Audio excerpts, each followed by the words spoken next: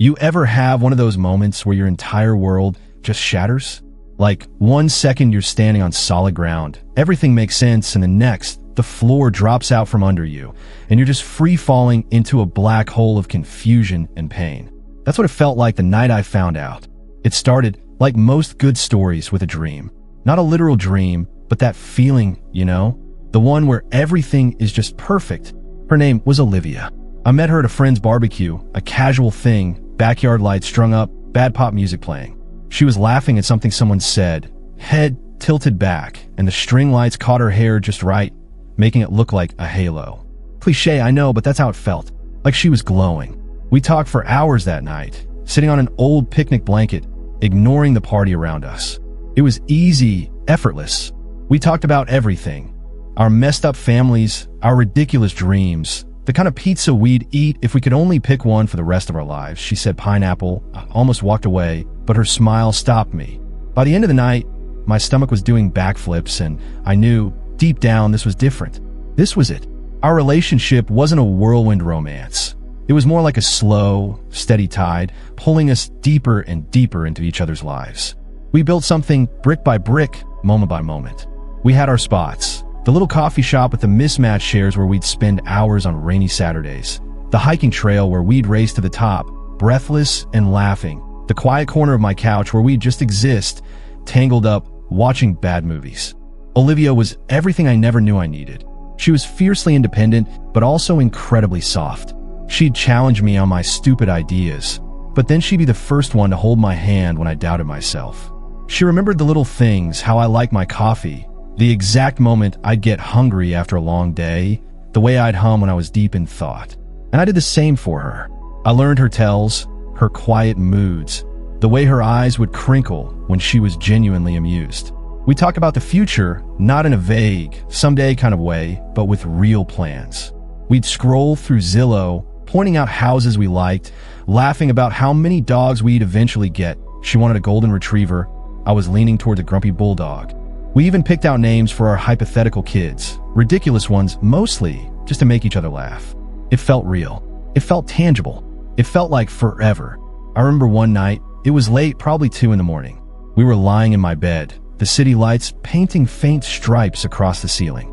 She was half asleep, nestled into my side, her breath warm against my chest. And she just mumbled it, so soft I almost missed it. I love you, you know that. It wasn't a question. It was a statement. And it wasn't the first time she'd said it, but it was the first time it felt like it had seeped into my bones, becoming a part of me. I squeezed her tighter, my heart swelling so big I thought it might burst. I love you too, Olivia. More than anything. And I meant it. Every single word. Looking back, I guess the signs were there.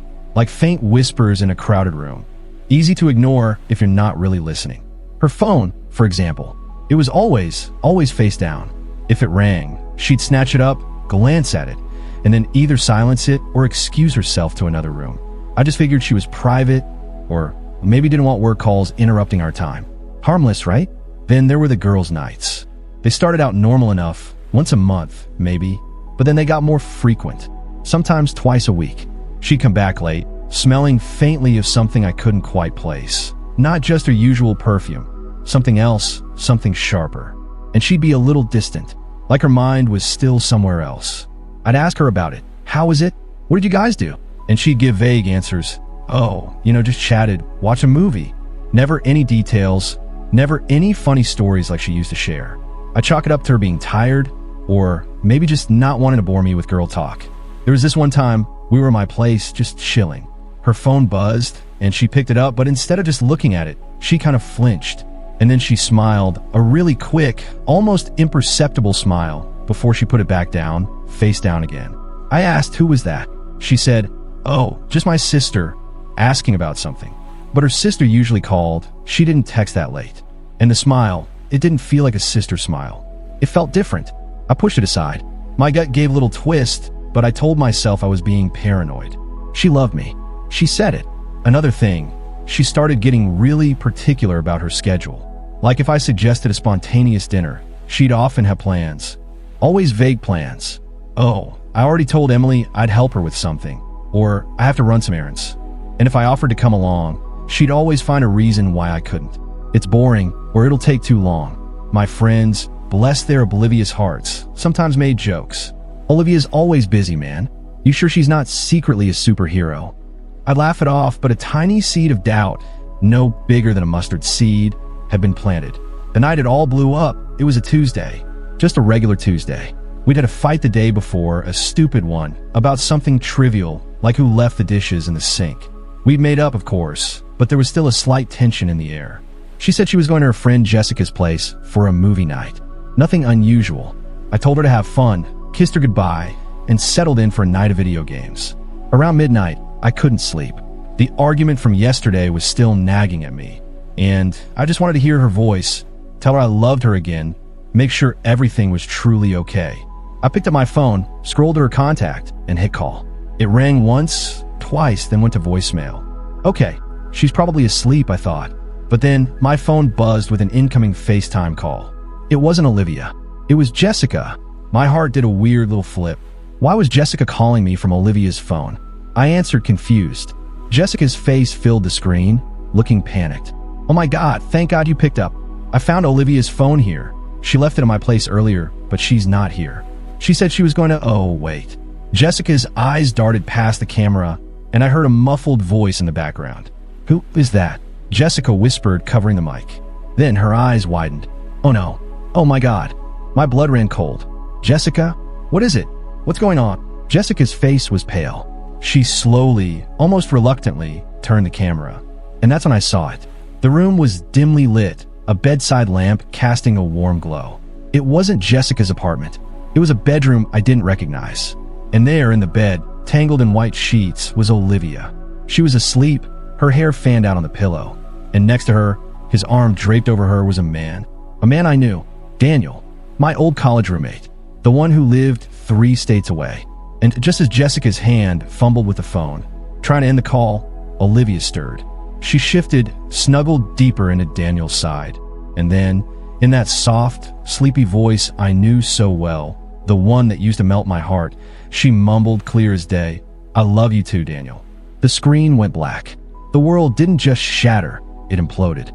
It was like every single atom in my body vibrated with a shockwave of ice and fire. My hand started shaking so violently, I had to drop the phone. It clattered against the hardwood floor, but I didn't even register the sound. All I could hear was her voice, I love you too, Daniel. My breath hitched.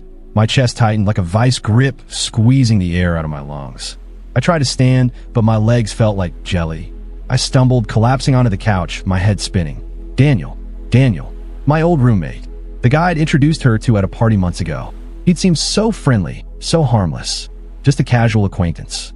Every memory, every shared laugh, every I love you, every plan for the future, it all came rushing back, but now it was tainted. It was poisoned. The red flags, the ones I'd so diligently ignored, they weren't whispers anymore. They were screaming. The face-down phone, the vague answers, the sudden plans, the distant look in her eyes. It all clicked into place with a sickening thud. I felt like I was going to throw up. A cold sweat broke out all over my body. My mind raced, trying to process it, trying to make sense of something that made no sense at all. How long? How long had this been going on? Was it just a one-time thing? No. The way she snuggled into him, the sleepy I love you. That wasn't a one-time thing. That was comfort. That was intimacy. That was a relationship. I sat there for what felt like hours, staring at nothing, the silence of my apartment deafening. My phone buzzed again. It was Olivia. I stared at the screen, her name mocking me. I couldn't answer. I couldn't even look at it. What would I say? What could she possibly say? The next few days were a blur of numb pain. I didn't eat. I barely slept. I just existed, a ghost in my own home. My friend called, worried. I gave him some vague excuse about being sick. I couldn't bring myself to tell anyone. The shame, the humiliation, it was a physical weight on my chest. When she finally came over, a day later, she tried to act normal. Hey babe, sorry about last night. Jessica and I just crashed. Her voice was light, airy. My stomach churned. I looked at her, really looked at her, and all I could see was her in that bed with him. Don't, I said, my voice hoarse, barely a whisper. She frowned. Don't what? Don't lie to me, Olivia. Her eyes flickered just for a second. That was all it took. The mask slipped. What are you talking about? She tried, but her voice was already losing its conviction. I know. I said, the words tasting like ash. I know about Daniel. The color drained from her face. She looked like she'd been slapped.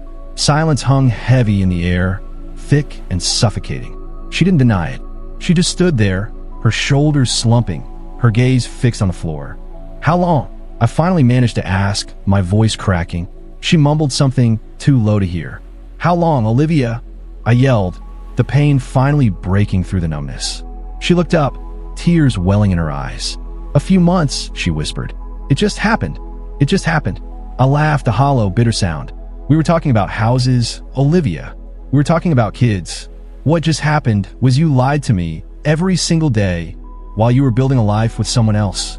The details that followed were a twisted knife in my gut. The girls' nights were often with him. The vague errands were dates. The late-night texts were from him. She'd been living a double life, and I, the idiot, had been completely blind, completely trusting.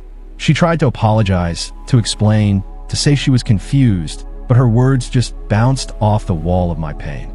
There was nothing she could say. The trust was gone. The foundation we'd built, brick by brick, had crumbled into dust. The weeks that followed were the darkest of my life. I felt like I was walking through a fog, everything muted, distant. The world kept moving, but I was stuck, replaying every moment, every lie, every betrayal. I felt stupid, naive, like a fool who'd been played. The heartbreak was physical, a constant ache behind my ribs, a tightness in my throat. But somewhere, amidst the wreckage, a tiny flicker of something else started to emerge. Anger, yes, but also clarity. I started to see things differently. Not just her lies, but my own blind spots. My willingness to ignore the little things, to rationalize away the inconsistencies, because I wanted so badly for the dream to be real. I had put her on a pedestal, made her the center of my universe. And in doing so, I had lost a little bit of myself. It wasn't a sudden epiphany, more like a slow, painful dawn. I started going for long runs, just to feel something, anything other than the crushing weight of sadness. I started talking to my friends, really talking, letting them in on the mess I was in, and slowly, painstakingly, I started to pick up the pieces.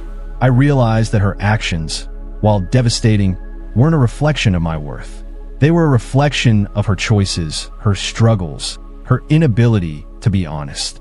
It didn't make the pain go away, but it shifted the blame, lifted some of the shame from my shoulders. I wasn't stupid, I was trusting. And there's a difference. The resolution wasn't about finding someone new or getting revenge.